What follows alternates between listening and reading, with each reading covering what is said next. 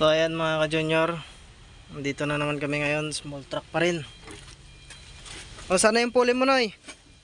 So ayan, bubuhay namin yung matagal nang hindi umaandar to. Pero ayan. So ayan yung gamit natin. Tagal na to hindi umaandar, din ngayon bubuhay natin. O diba sabi ko sa'yo, dalawa yung dosi natin. Yan, 13 yan. Yung 12 lang muna higpitan mo. Ayan si partner naman natin ngayon, si Ramer Salinas. Yung isang partner na. Wala ganito na talaga yan? Kulang yan, oy. May nilaglag na rubber niyan. Nilaglag mo yung rubber niyan sa gitna. Dapat may rubber yung gitna niyan. So yung kinakabit ni Ramer Salinas ay belt ng ano yan, belt na repair din. Para lumamig dito. 'Di ba nahulog? Oh, 'di ba? Sabi sa iyo eh. Tandaan mo lang lagi kung paano mo siya baklasin.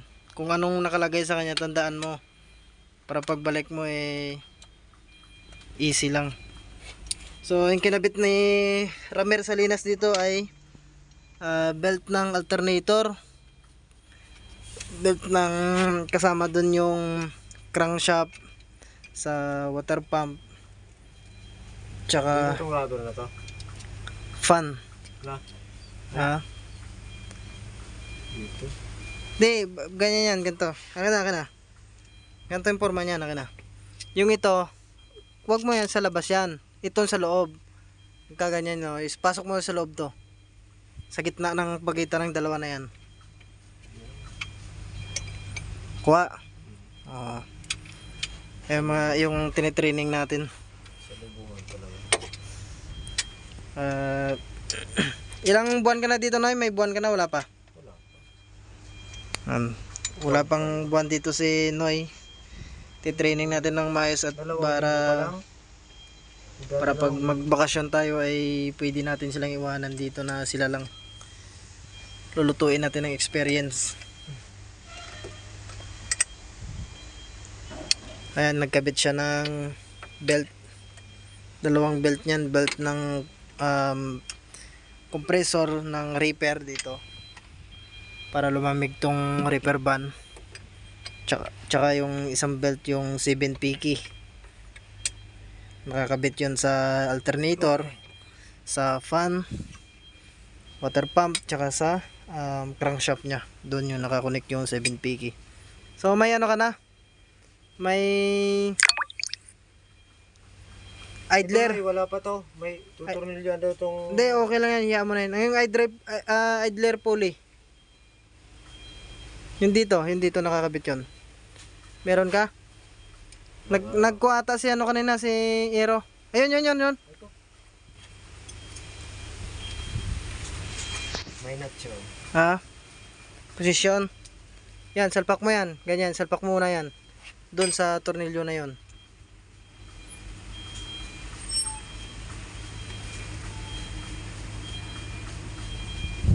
So ayan. So puro tayo ano ngayon, training. May ano na, simpo ko na. Salpak na? Oh, kabit mo to. Tsaka yung nut. Baliktad yan. Ganyan forma. Yan. O nut.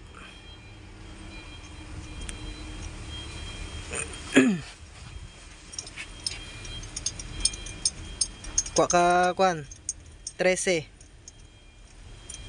Adjust mo to yung ano para maigpit yung belt. Huwag mo muna higpitan yan dyan.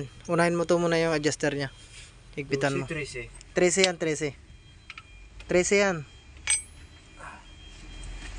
So ayan, kumuha muna ng gamit para maigpitan yung ano. Ito dito yung compressor ng cab. Pero nakakondim nya. Sira na tong compressor nya. Wala nang aircon to. Yung cab. Gumagana na nito yung reefer. So ayun, maging vlog natin ngayon. Magbubuhay tayo ng unit na hindi umaandar dati pa. Papaandirin natin. Then check natin kung ayan, kakarga natin at lagyan natin ng baterya.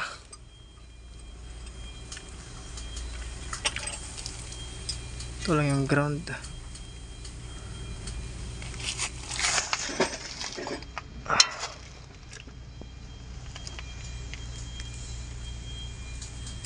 Nagtatay na rin to. Diba? Sa katagalan to, ganito yung nangyayari sa nagtatay. So, ayusin pa namin nito mamaya. Tatakbo, tatalon, sisigaw ang pangalan mo. So, I think wala siyang ground dito, kinahoy. So, ito papakita ko sa inyo. Kulang siya ng ground nun. Kaya pag di mo yun napansin, di mo alam, di mo papaandar yun. Hanap tayo yung walang yung bakante na baterya. Ayun yun. Yung walang cover. Ito siya. Ito. Malaki na to. Aray. Yung malaki dito. Yung malaking ground. Nakakabit sa ano yun. Ganap tayo ng truck na walang baterya. Para makita nyo.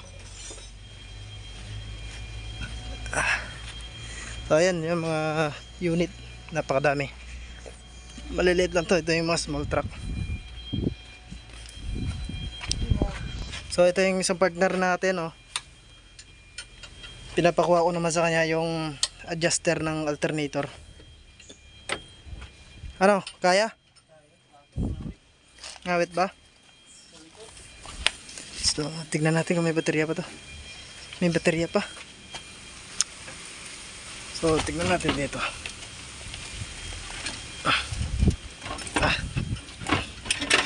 Opya. Wala na din. Yung nakakabit dito. Ito yun. Yun. Ito yun. Yung nakakabit dyan. Yan. Ganyan sa chassis yan, So ito yung kukuhanin namin mamaya. Or gagawa kami. Ayos yun. Yan. Yan. Pinapakuha ko dyan yung adjuster ng alternator. Matagal pa? Ako na guys. Yan. Ito yung adjuster ng alternator. Hatakin nyo to para umigpit yung belt na malapad, yung 7 piki na tinatawag. Kakabit na namin to.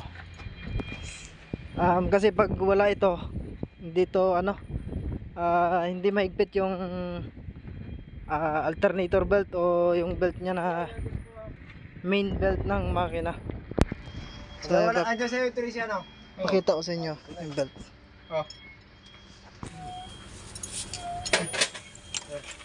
Ratchet. Yung belt na yun. Ikabit ko na kanina eh. Ito, hindi makita sa video. Dapat kanina. Hindi, pakita ko lang ito yung belt yung mga ka-junior. Pag wala yung adjuster na hawak ko kanina, ito yung mga malubay. Yan, diba? So pakita ko mamaya sa inyo yan. Pag nailagay yun mamaya, higpit yan. So papalagay ko muna sa kanila, yun sila. Palagay ko muna yan. Sana all. Yung ganyan. Ayan, tinuturuan niya din yung Kita mo to, ganyan. Hanapin mo yung pinaka... tignan mo may ginoy para makuha mo yung diskarte. Yung thread niya nakakabit ng ganyan. Tululagan mo to, ito papasan mo. Ito yung pinaka-adjustan niya. Ngayon pala, sige. Okay na? Ano yan papasok ko yan. Papasok mo muna ito dun sa alternator. Yung alternator may thread yun eh. Oo. Yung bolt na ipapasok mo muna. Yung kasi yung hila dun. Ito na mismo yung niya, tornilyo. Okay na? Kaya mo yan. Kaya nyo, Noy. Magtiyaga ka lang dyan. Magpapakita ko na sa inyo yung alternator kanina. Inabot kami ng ulan dito. Yan yung belt. Ano. Diba kanina makikita nyo napipindot ko. So ngayon din na yan mapipindot. Kasi naigpitan na yung, nagkabit na yung adjuster nya. So ngayon, i-start namin to. Start! Ayan, mag-i-start yung bata natin. Ayan na, tumigas na. Ayan isa. Bilis na. Nagbubumba ng primer pump ng diesel.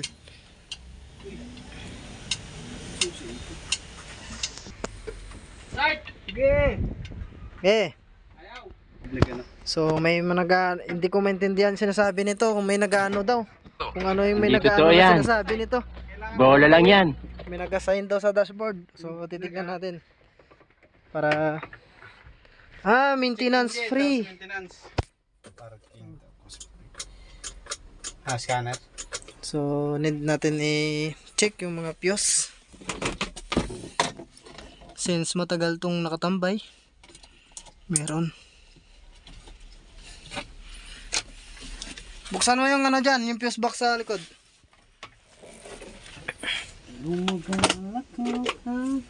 Yung wala. Oh, wala. Oh, ayan. Dito yan. Oh, Nakakano na naman sa trouble na natin. Ha? Maintenance nga pala yun. Isa yun. Oh, Maintenance. start. Ano, kabitan natin ng relay. Wala din? So, wait lang. Up. Matigas. Tanggalin mo to yung ano, yung fuse na to, relay na to na isa. Saan dyan? Yan yung ito. May parang pansundot. So, ayan yung ano naka-check, Pasundot! check engine tsaka maintenance, yung tinatawag na maintenance, under maintenance na ano, warning. Baga kapatid ni check engine. So, off natin muna.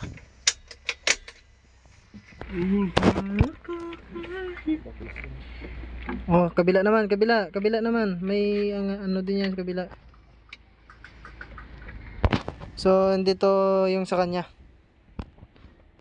Oh. Kuha ka doon yung malaki, doon sa bangga na unit. Ay. Huwag sirain. Nag-aayos nga tayo, ikaw sisirain mo naman. So, ayan, yung pinagkaiba nito is 4 pin. Yung kanina yung nakakabit ay 5 pin yun. So, kabit natin. Susi mo na.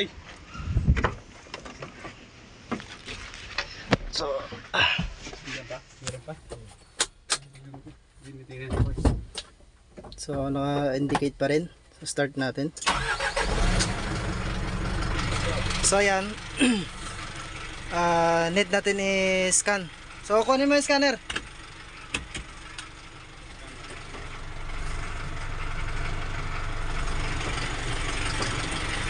Need natin i-scan to.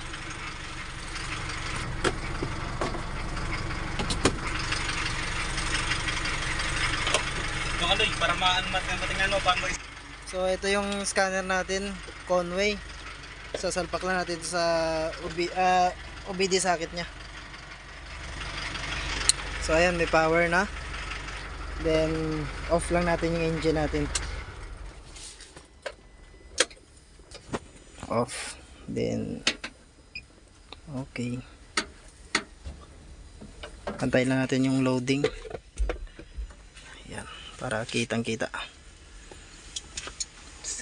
Okay. Try natin basahin yung codes kung ano yung nakalabas. Current DTC processing. System voltage. Okay, system voltage. Delete lang natin to. Kung madi-delete natin to, maaring nagka ano lang siya kasi matagal siyang walang baterya pag na-erase natin to.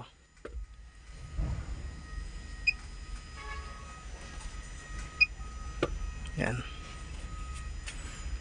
Please turn on ignition off. Press enter key to continue. O delete. Has been cleared. So ngayon start natin. So may check engine pa siya ulit. So napapansin nyo, yung isang check engine niya na may tools na naka ano, dito yung katabi kanina, nawala na. So ngayon off mo ulit natin. Then diagnose ulit tayo kung ano pa yung mag-read codes. O pag dyan read codes.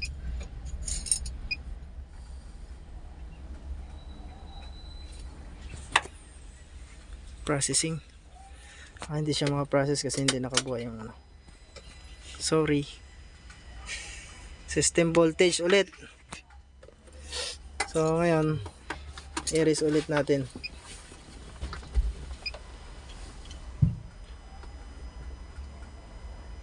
Sana makuha.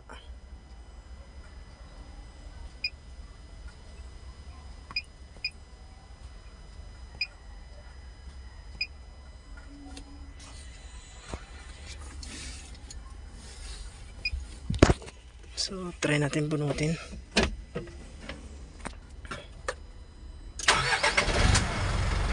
Yung check engine niya hindi nakukuha. So, ayun. Kailangan natin matrace to. Mga relay.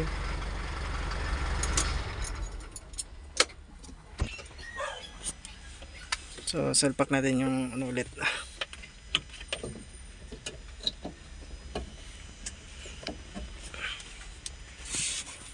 Ulit.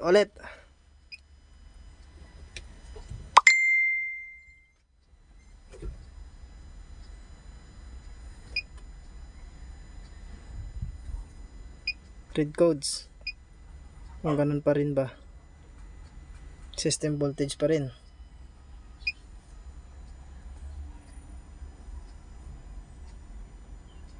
Back tayo.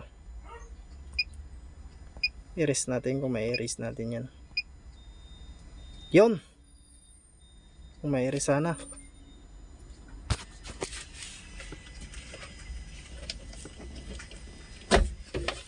Kaso bumabalik eh. So may problema. Kailangan natin i-trace to kung ano yung problema niya. Buksan mo yung fuse box dyan.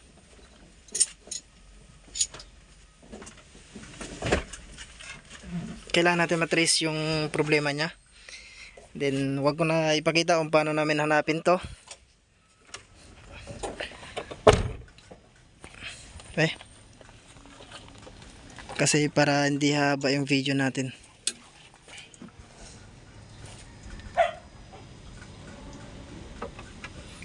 Nakaangat to ah. Inangat ko. Inangat ko. Kabubunis ko lang.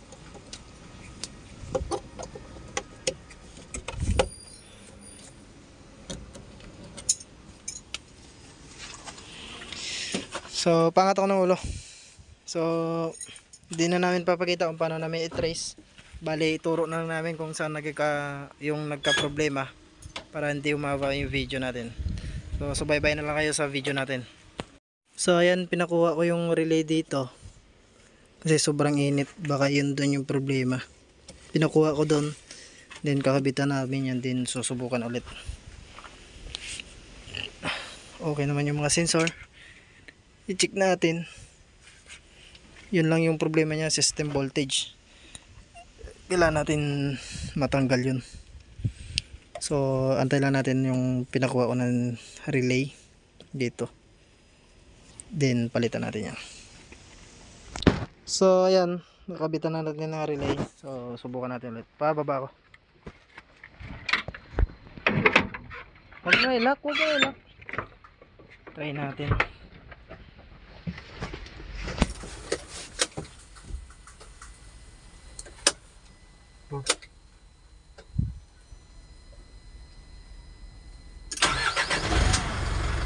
Ganun pa rin.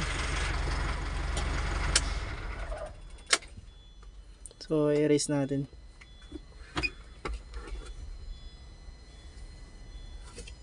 Hanapin mo ano yung katunog dyan? Hanapin mo may katunog dyan. Yan ba na sa'yo?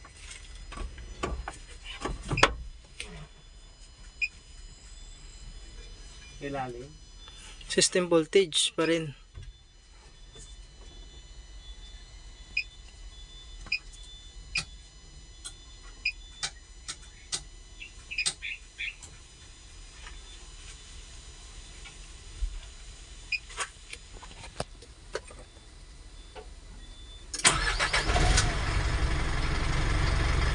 Ganun pa rin.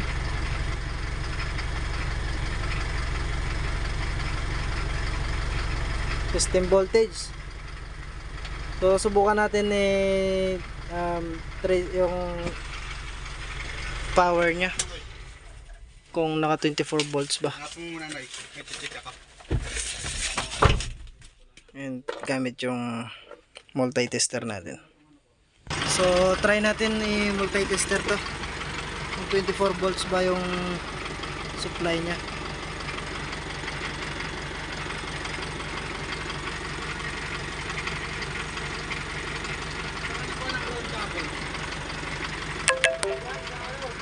So 28.5, so okay siya.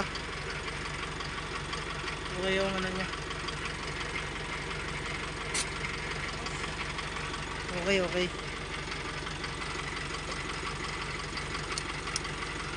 So may natin tayong trouble. So try and try.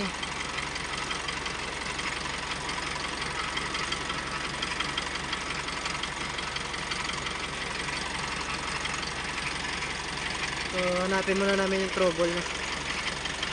Mga junior, so kami ay magpapahinga na at oras na para umuwi. So hindi natin na kuha yung yung trouble. So abangan nyo sa part 2 video natin na gagawin. Babalikan namin bukas to, din yung part 2 video. Abangan nyo kung ano mangyari dito sa unit. Sa hindi pa nakapag-subscribe dyan sa YouTube channel natin na nandito ngayon, pa-subscribe na dyan sa YouTube natin. Have a nice day and God bless.